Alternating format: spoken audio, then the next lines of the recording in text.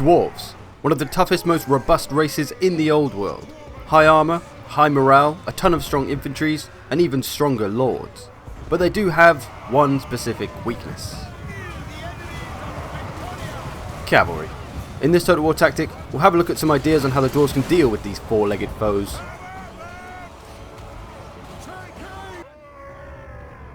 So I did some experimenting with the dwarves and trying to figure out what was the best way for them to deal with cavalries. I tried out different artilleries, missile units, different infantries to see what was best. And I tested this against the strongest horse faction, Bretonnia, of course.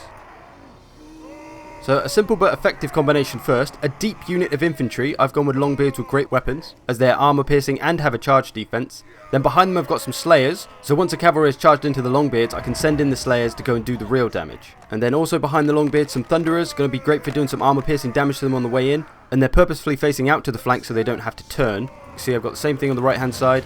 And when they do charge in, because the unit is deep, that's the important thing. The unit has to be deep set. If it's thin they'll just charge straight through it potentially. And then you get the Slayers in there. And this is a great tactic because it means Slayers don't get charged, and they don't take charges very well because they don't have a lot of armor.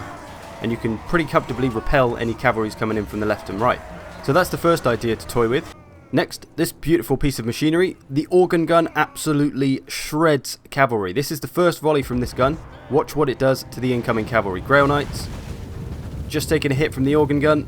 They've lost a third of their health and 6 of their men, just from one volley from the organ gun. In terms of diminishing their value, you've probably just knocked off a few hundred gold from what was paid for them. Going to target the questing knights now.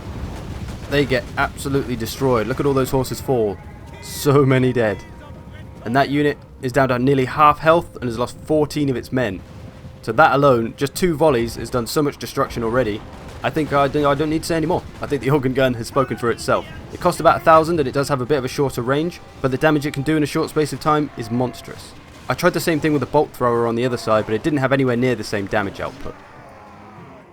Then we have the torpedo iron drakes, who are of course an anti-large unit. If you can protect them, they can do a pretty good amount of damage to heavily armoured cavalries. I'm going to couple them with a hero, because heroes are great for getting in the way. Let me demonstrate that with this clip here. So I'm hammering away at this cavalry, doing plenty of damage with the iron drakes, and they're right behind my army now. They come right around the back. Now where heroes and lords come in is that they're great for stopping enemy cavalry charges. So just charge them into the unit, let them take the charge in the face. They won't take very much damage because only 2 or 3 horses will probably hit them, and that's nothing to a character. Then you can see they've been tied up by the hero, and they're going to get smashed to absolute smithereens, haven't used that word in a while, by the iron drakes. And they're routing, and they are routed.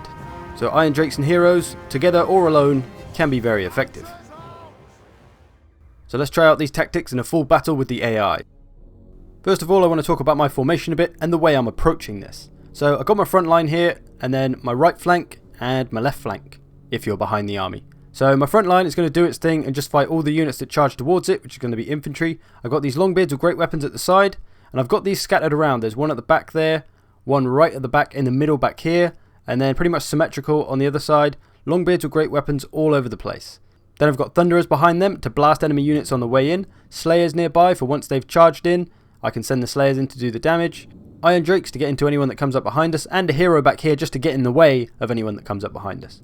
And then I've got my 2 organ guns. Now, if you're bringing artillery to protect your flanks with, you want to face it in that direction so it doesn't have to move. Face it off this way so that as soon as something moves into it, it can shoot it. The same with the Thunderers. Get them facing the direction to defend the flank. If you have them facing forward, no cavalries will run straight at you like this. They won't do it. They'll come from the flanks. So if you're planning to shoot things on the flank, then aim your weapons at the flank already. Otherwise, you're going to waste time turning, and that could be a missed opportunity. So you can see most of my units have been brought to defend the flanks. I've put a lot of money into that because it's very important. Because if the front line gets flanked, it could be game over. So this little kind of section here, this sort of D shape, if any cavalry gets in here, I'm in trouble. I have to try my hardest to keep all the cavalry out of this zone.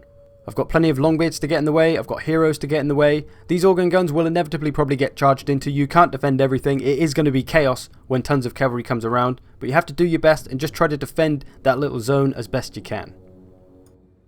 So, 6 units of cavalry coming in, all Bretonnia again. Got 2 organ guns, one on either side, smashing away at the cavalry. The thing you have to watch with the organ gun is hills and stuff. They can obviously only see kind of in a straight line. So if it's a very hilly map with bad lines of fire, maybe don't bring the organ gun up for some Slayers or something instead. But on both sides, hammering away with the organ guns, doing a nice bit of damage. Thunderers are firing at the Paladin, I think, there. Done some good damage to these questing knights. More coming in. These Grail Knights are getting hammered by the organ gun. Nearly got 2 of their units down to half health. That's awesome. Now, the thing about protecting your flanks as the dwarves is that you have to remember, and what people maybe don't realise, is that the dwarf front line is very, very, very strong. It will hold for a long time. These are only dwarf warriors with great weapons. A cheap unit, but they have a lot of armour, a lot of leadership, and pretty good melee defence for the price. And they're facing off against foot squires who they're not going to beat, probably, in the long run, but they can hold out for a long time, which means you can kind of ignore the front line. You don't have to worry about any of the matchups on the front line and just focus on the cavalries. That's the important thing, because they are your weakness. So if you can protect the back of your front line and keep your front line safe and keep them fighting, just repelling the attack, and while you're doing that you can fight all the units on the flanks, and once you get rid of them on the flanks you can go and help the front line. Against a cav heavy opponent, putting most of your money into protecting your flanks is a better idea than putting it all into your front line. These flanking units are getting absolutely hammered now by skirmishers and artillery. Got them pretty beaten down before they've even reached the battle. So having a deep formation with your flanking units is very important so that cavalry doesn't just charge through them and knock them about everywhere. So you've got to do that. You can see I've got Longbeards scattered all over the place. These are all Longbeard units, these ones around the back. And cavalry's going to come in, and they are going to get around the back to some degree. You can't completely stop them. So it is going to get a little bit chaotic, as it always will. But if you can keep them away from the back of your line, like I said, that's the important thing. These ones have charged in. One of them's routed already. These ones, we're holding them off pretty well. So far, so good. We're containing the threat of all this cavalry. The front lines are just about to engage. Dwarf warriors, like I said, they're going to hold for a good amount of time, so there's no big worry there. My torpedoes are there. Flying units can be a problem. You just have to try and shoot them down as much as possible. On the right, you can see we've routed all these cavalries now. They're all running away. Of course, they're going to come back, but for now, we've repelled the initial attack, which is good. On the left, still struggling a bit. There's still a lot of cavalries around. You've got Slayers going after them. Longbeards all over the place. So the key is just to try and tie up the cavalries as much as possible and just get in their way. So having these Longbeards all over the place, just put them in the way so that the cavalry can't get past them and get to the back of your front line.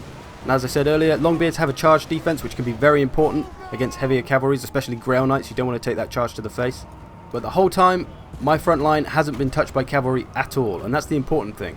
You've got so many units all over the place, they can't get to it. And if they do get to it, you have to punish them by trying to lock up that cavalry so that they can't escape. Because very often, if they get through all the millions of units that you may have put in their way, they'll get to the back of your front line, but they won't be able to get back out. And then you've just taken away one of their cavalry. You can see my hero here has just done his job and got in the way. He's just been smashed on the floor, but he's stopped anyone getting past him. And now that they're focused on trying to fight him, I'm going to hammer away at them with the Thunderers.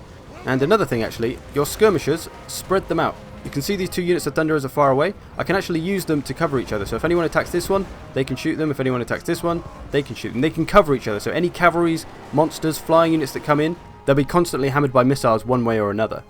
And you can see now, most of the cavalries have pretty much been destroyed. One's still charging about a bit, trying to get on my organ gun. That's okay, we don't really need the organ gun at this point. Their cavalry is very much defeated. Slayers coming in. They just went to charge one unit and then ran into another one. Cool. But the front line is of course struggling a little bit. We've just been broken there, but I have flanked around with some of these units. You can see this one coming around the back. They're about to get completely sandwiched. Are these foot squires? And all my infantry that was fighting on the flanks is now fighting on the front line. And that is pretty much going to be all she wrote for this one. So you can see there, power of Dwarven defense tactics. Keep the back of your line safe. Keep that area behind them safe. Keep it free of cavalry. Keep it full of your units so that you can just get in their way. And if they do get to your back of your line, you can tie them up and hopefully get rid of them. Some of these kills, see the organ guns did quite a lot in terms of kills. These are of course mostly cavalries as well, so killing 1946 cavalry is a lot. Iron Drakes didn't really do very much, but that's probably my fault for not managing them very well. Front line did okay, considering it was fighting a superior unit. Slayers, missile units did well. So yeah, a good amount of kills all across the board. Everyone played their role well. Their cavalry's got very few kills. We kept them in check pretty well. A lot of questing knights, very dangerous to the dwarves, but we kept them away. And that secured us a pretty comfy win. So hopefully that is an apt example of those tactics. And lastly, just to talk about the money side of things, that example was on ultra funds. And that's fine for ultra fun games or the campaign. In ranked online, of course, you have less money to play with, but the same tactics can still apply. Even though the Dwarven anti-large units are very expensive, the Iron Drakes, the Slayers, the Organ Gun, you've just got to try and pick and choose which ones are going to be most useful to you, based on the map and the faction that you're facing, whether you think there's going to be a lot of cavalry, or cavalry that's going to be particularly dangerous to you, i.e. armor-piercing cavalries. So remember, protect the back of your front line, keep it busy, use deep formation units, and you should be able to do just fine. So there's a few tactics and ideas to help your dwarves deal with all the incoming horses getting all up in their grill. There is no quick fix to help the dwarves deal with cavalry. You have to try and use tactics to outthink and outplay your opponent. But like I said earlier, if there's a lot of cavalry, focus more of your attention on your flanks and protecting your flanks and microing your flanks than you do on your front line. Thanks for watching. Hope you've enjoyed this. I'll see you in the dwarfy future.